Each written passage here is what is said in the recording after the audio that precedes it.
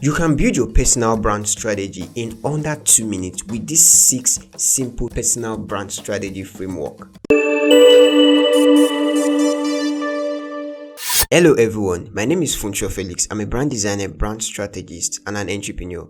I help both businesses and entrepreneurs clarify and amplify their brand through design and strategy. Now, if you're watching this video, I believe you must probably be building a personal brand, or you've been trying to build one and you're hitting a block, or maybe your brand has really not taken off and you're beginning to doubt what you are doing. Maybe you started because you heard from someone that, okay, if you start to build your personal brand, then you start to gain clients, or if you start to build your personal brand, then all of the things that you wished for would start to happen. Yes, they will, but you are probably going around it the wrong way. Diving into personal branding straight up is something that is very risky, and most people don't really understand the importance of having a strategy to personal branding. Personal branding has a lot of perks, especially if you're an author, a consultant, a freelancer. I mean, name it. If you're a person, so far you are existing, you already have a brand. So you taking a step further to reinforce your messages, to show people the stuff that you're made of, then that is you creating a personal brand. So a lot of people are trying to do personal branding, but they are going about it the wrong way. In this video, I'm going to be showing you the 6 simple framework that I've used to build my own personal brand, that have attracted over 45,000 followers across social media platforms, and have also enabled me to work with clients all over the globe. So without mincing words, let's dive in. The first thing that you want to do is to assess your skills, your core skills, your passion, your interest. Now, I didn't say passions, I mean passion. Because for people that have a lot of interest, you don't want to position yourself as the generalist out there. You want people to know that you are doing something. You want people to know you for a specific field. You don't want to be known as an engineer and at the same time you're a doctor, at the same time you're a lawyer. No, it's not possible. You need to pinpoint that key skill that you want to really show to people. When you do all of these things, then you've taken the first step to actually building a clear personal brand. The second thing that you want to do is to clarify your destination. Now, this is one mistake that I see a lot of people do. You are building your brand because people said you should build your brand, but you probably are not thinking of the future. You just want to build your brand because you feel like it's easy to attract audience and maybe you want to work with high-paying clients, but you are not really thinking about long term. Now, the successful personal brands that you know today, they've been at it for quite a long time. So it's not a matter of 6 months, it's not a matter of a year or 2 years. For some people, it takes decades. Now, you need to think long term. You need to have figured it out in the current now. You need to think in the next 10-15 years, what do you want to achieve? Where do you want to be? Career wise, personal wise, what's success looking like for you? All of these things, you need to have it figured out before you dive into personal branding at all. So the first thing is to clarify find your core skills. And the second one is to clarify your destination, where you're looking to get to. The next thing is to define your ideal target. Now, for a lot of people, this is what they struggle with mostly. Most people just do it at the very surface level by just knowing their age, where they live, the kind of work that they do, the salary that they earn.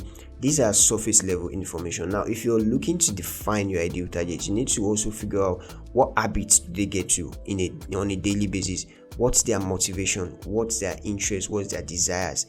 All of these things, you need to have it figured out, because these are the people, your ideal target. They are going to be the people that are going to form the major part of your audience. And for you as a person, you need to also figure out, you must have figured this out in the destination part. Where are you looking to get to? Are you looking to probably work in corporate, or you're looking to work solo with work one-on-one with clients?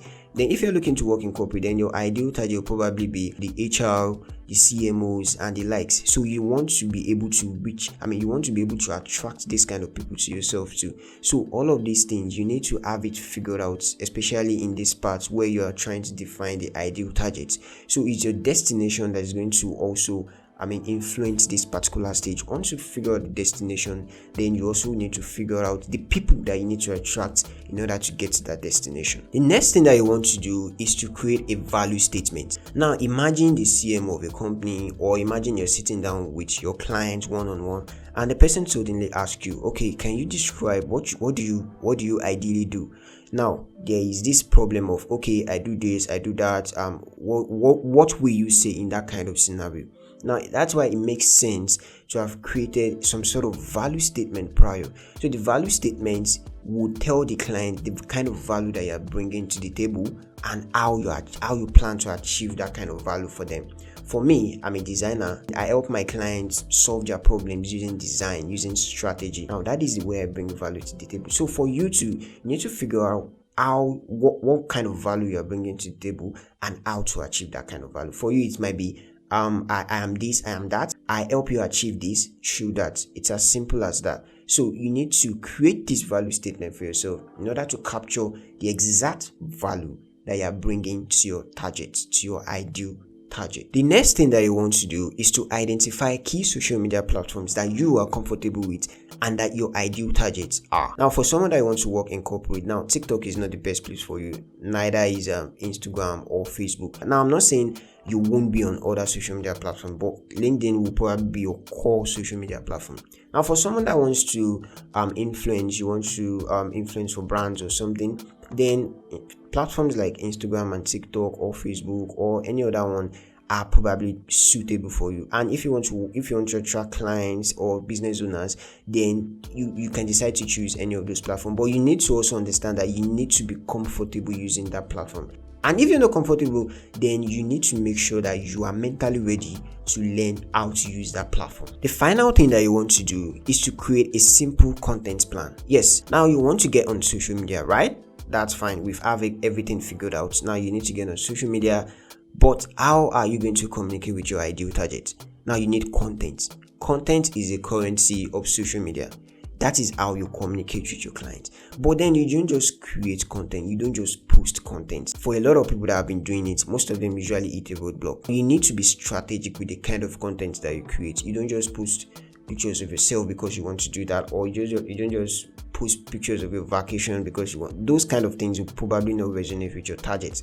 Now you need to be strategic with the kind of content that you create, and for you to do that, you need to create a content plan. What does a content plan mean? A content plan is a plan, an ideal plan, a scripted document that illustrates how you plan to put content out there. Now, what does it contain? Number one, it contains your content pillars. Now, content pillars are the central ideas about each content that you're putting out. For example, on Instagram, if you're posting a carousel, then that should fall under the educative kind of pillar.